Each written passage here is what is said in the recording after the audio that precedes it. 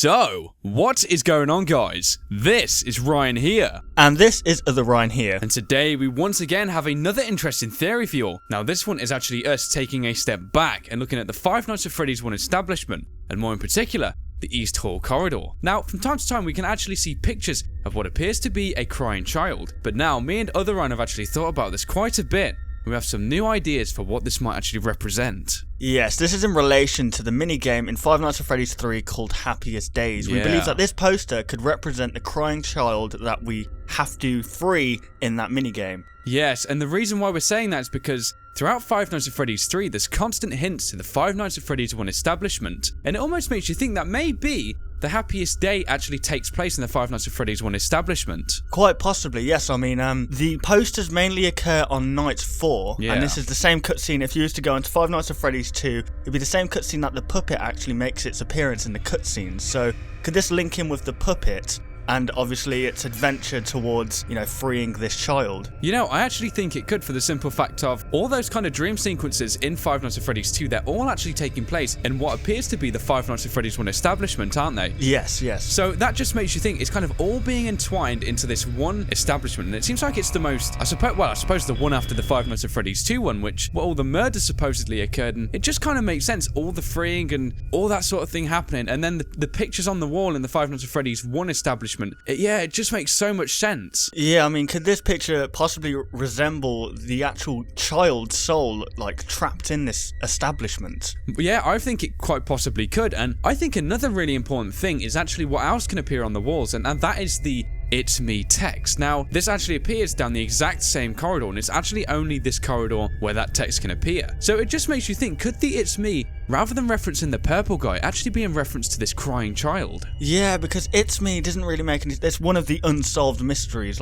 people wondering, could it represent Foxy being the killer, Golden Freddy and all this, but yeah, it hasn't actually been solved yet, and "It's me" could just represent, it's me, I'm stuck here, I'm the child, it's me almost. Quite possibly I am the last one you need to free almost. Yeah, yes. And even if this poster kind of represented, for example, the puppet, which is what the original kind of debatable topic was, wasn't it? Everyone thought this represented the puppet because of course, the distinct crying lines down the face. Yes. Yeah, what about if the "It's me" was actually in representation to this crying child, and maybe this crying child has the ultimate control over everything? I mean, we know all of these animatronics only seem to attack you when they have these kind of daring white eyes, and they seem to be it's almost like they're possessed by something, isn't it? Yeah, well, it links back to the Happiest Day minigame where they can only be freed, the souls could only be freed when the Golden Freddy one's freed, so yeah, that could possibly make sense. Yeah, I mean, when we look at this poster as well, the same kind of child, he has the same eyes, doesn't he? They're they're very distinctive, they're very white, very particularly white, may I add, because of course he could have used any other colour for this one, but he chose white,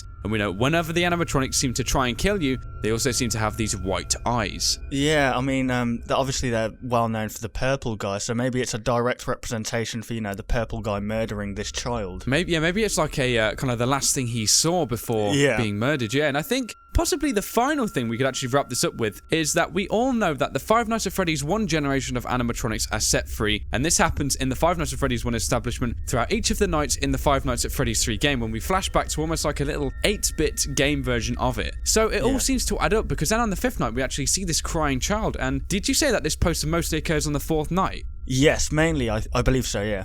So maybe this is actually a representation of what happens on the 5th night, because of course, in Five Nights at Freddy's 3, when we win the game, we have to control this crying child and go down the corridor. And kind of because this happens on night 4, and then night 5, the phone guy dies and things like that, it kind of all adds up to this catastrophic, I suppose you could say, calamity. Everything happens at once, doesn't it? Yeah. And it all just seems to make a lot more sense. And I think this poster offers a lot more significance than we all first thought. Yeah, definitely. So, okay then guys, that was another interesting look at the posters down the East Hall corridor of the crying child, and also what the "It's me" text might actually mean. If you did enjoy the video guys, be sure to like it, and hey, if you're new around here, why not subscribe for more theories and also gameplays? So yeah, thank you very much for watching the video guys, and we will of course see you on the next one. Goodbye guys. Want to see even more content from us? Consider liking and subscribing to ensure you'll see all content in the foreseeable future. And hey, why not check out our past 2 videos?